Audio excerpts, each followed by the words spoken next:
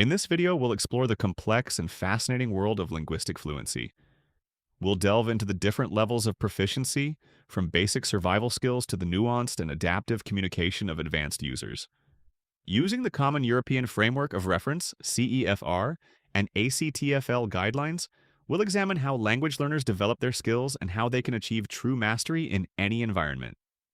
Whether you're a language enthusiast, a student, or simply curious about the science of communication, this video will provide valuable insights into the architecture of fluency and the journey towards becoming a confident and effective communicator. You can memorize the grammar rules. You can ace the written exams. But put yourself in a high-stakes environment, a fast-moving boardroom or a tense negotiation, and suddenly the rules fail. You are frozen, unable to enter the rapid flow of the conversation. Relying on memorized conjugations and classroom hours fails to predict how you will perform when the pressure is real. There is a significant gap between possessing passive linguistic knowledge on paper and having the real-time ability to execute a thought out loud. In these environments, the primary metric of success is the completion of the interaction itself.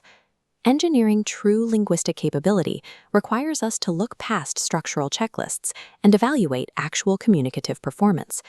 The Common European Framework of Reference, the CEFR, and ACTFL guidelines provide a standardized solution to this measurement problem. The framework is built upon a single essential axiom, the can-do descriptor. A can-do descriptor ignores whether you theoretically know the past tense. Instead, it asks a practical question. Can you successfully narrate a past event to resolve a workplace conflict? Mastery of American English involves the systematic expansion of communicative domains, moving far beyond a simple list of new vocabulary words. This framework offers a rigorous matrix to reverse engineer fluency, starting with basic survival and scaling up to advanced command. The journey begins with the basic user band, covering levels A1 and A2. This stage centers on predictable, survival-level communication. At this foundational level, we measure proficiency through two metrics, linguistic control and functional domains.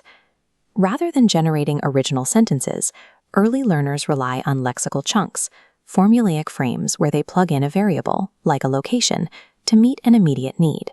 Vocabulary remains concrete, and grammar is restricted to the basic sentence structures required to function in a community. At this stage, the ability to communicate takes precedence over the ability to be perfectly accurate. A learner who asks, "Where is bus?" has achieved their functional goal. Early proficiency focuses on immediate results, creating the base for flexibility. Reaching the B1 and B2 levels marks the point where a learner can operate independently in unpredictable situations. Communication actively expands from isolated phrases into connected paragraph-level discourse. This phase requires domain development. The learner begins to compartmentalize their language into specialized silos for different areas of life. Within these silos, general vocabulary is replaced by precise register-specific terminology. Buying becomes purchasing. Saying becomes arguing or suggesting. Listening habits also change. According to research by Vandergrift and Go, learners shift from passive hearing to active, real-time problem-solving and prediction.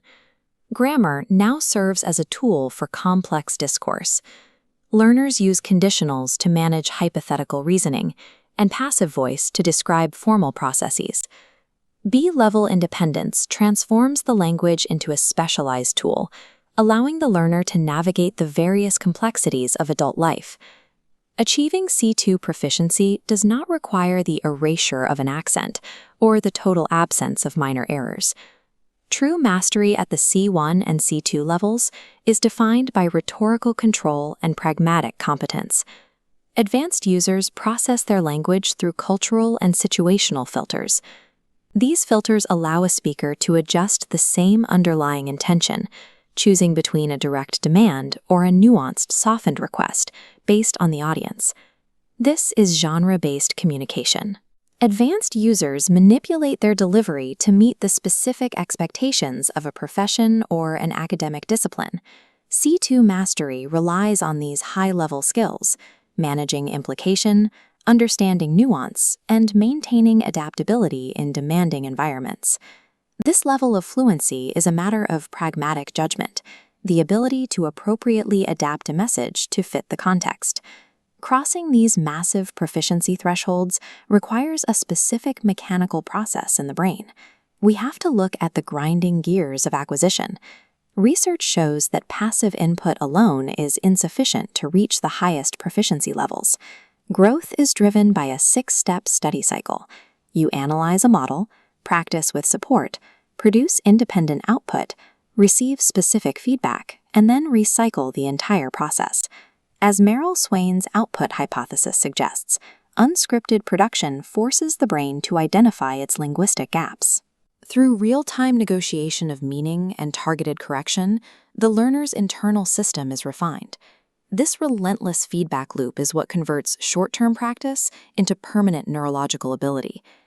Zooming out reveals the full scale of the journey. The A levels establish survival mechanics, the B levels build domain independence, and the C levels achieve pragmatic adaptability. The CEFR provides a disciplined, evidence-based map for tracking long-term cognitive growth over many years. It transforms the broad question of "how good is my English?" into a series of actionable, objective goals. This framework is more than a pedagogical tool. It reflects the human reality of the adult learner.